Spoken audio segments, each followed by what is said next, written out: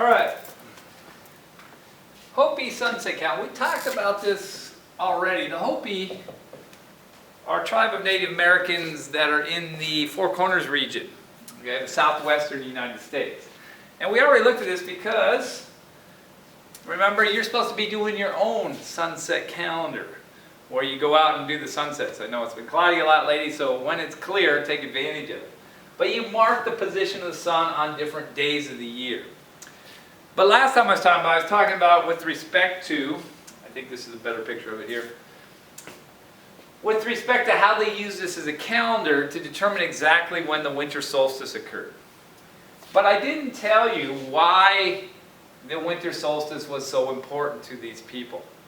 Now I was going to have you do a reading assignment, but I realized since we switched to online that most of you probably couldn't get access to this. So I'm actually just going to read you the story about what they found that these people did in their rituals on the winter solstice. And the rituals were done in the kivas, the circular buildings that we saw in Chaco Canyon. And we assumed, we're not sure it's correct, but we assume a similar thing that's done by the Hopi was what was done in Chaco Canyon, even though it was 1,000 years earlier. We don't know for a fact, but we do know that. So this is done by a guy named Alexander Stephen in 1891. He went to the village of Walpi, okay? And he got to participate in one of their ceremonies, one of their winter solstice ceremonies. And then he wrote about it. So this is his writing about it. He says, "The sun priests had been watching the sunset daily, and when the sun finally set at the appropriate notch out Eldon Mesa," right here, southwest of Walpi, he instructed the town crier to announce that the sun had reached his house in the west. A few days later after that, they had planted prayer sticks, refurbished the ritual paraphernalia, and conducted other preparations. The solstice arrived. Prayer sticks essentially were sticks that they would plant in the ground. They didn't expect them to grow, but you would say a prayer when you did it was symbolizing your prayer, like prayer flags in Tibet or something like that. All right. Part of the solstice ceremony, which took place in one of the several village kivas, remember the underground circular chambers, involved a dramatic enactment of the sun's indecision about assuming his proper yearly path. And this and other similar ceremonies, the chief of one of the societies carries a shield, on the front of which is a painting of the sun. On his head, he wears a tablet decorated with the rain cloud symbol. Novices who are being initiated into the society stand at the 4 cardinal points, and each in turn chants invocations to the gods for rain and good crops. The concerted song and invocations occupy 5 minutes. At 1 o'clock, the shield bearer stamps upon the sipapu. Remember, the sipapu was a little mark in the bottom that symbolized the people coming up out of the ground, and it's found in all kivas.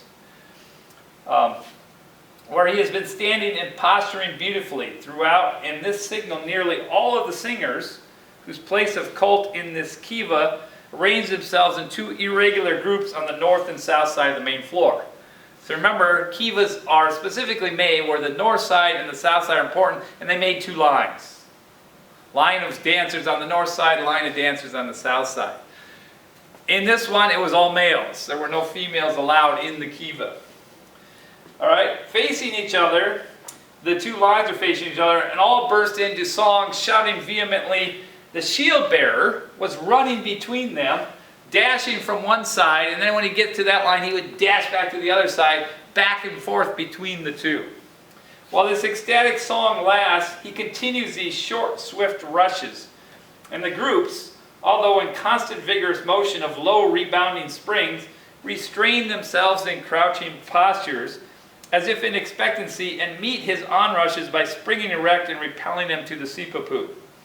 Thus, from right to left, north to south, he continues his mad oscillations. But throughout he swings his shield in rhythmic motion, and the dancers beat their feet in astonishing unison to the impetuous movement of their frantic strains. They will not permit me to light candles which we brought, and the old man maintains the light by steadily feeding the fire with dry twigs of greasewood. But this small fire with the crowded numbers present brings the kiva to a growing furnace heat. Hence this violent drama is of short duration. In less than 3 minutes, the shield bearer staggers with exhaustion, and the supe runs forward and receives the shield, and he disappears up the upraise, where some of the men of his kiva are in readiness to receive him. He faints, and they carry him up the ladder.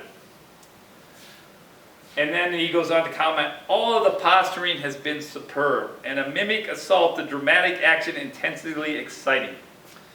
But there is no real conflict. The light feathered ray shield is dashed from face to face, and the groups make as if they would seize it, but they no more touch it with their outspread hands. But although to the observer this so vividly suggests an assault, yet the motive of this primitive drama is quite the opposite. It represents the sun deity beginning his yearly shield-bearing journey, but hesitating whether or not to travel over the Hopi region. And this religious society of singers thus display or typify their efforts to constrain him to his accustomed path. So this ceremony was done to keep the sun in its yearly path. And it was done at the solstice because that's when the sun reaches its southernmost point. It gets down, and then it's the summer, 6 months later, it reaches its northernmost point on the summer solstice in June. And so the bearer carrying the sun is bouncing back and forth like the rhythmic sun's motion every year. It shows how in touch they were with the motion of the sun and how they knew this was an important thing for them to have. All right, that's it for the Hopi sunset. I hope your sunset map is going as well as this one.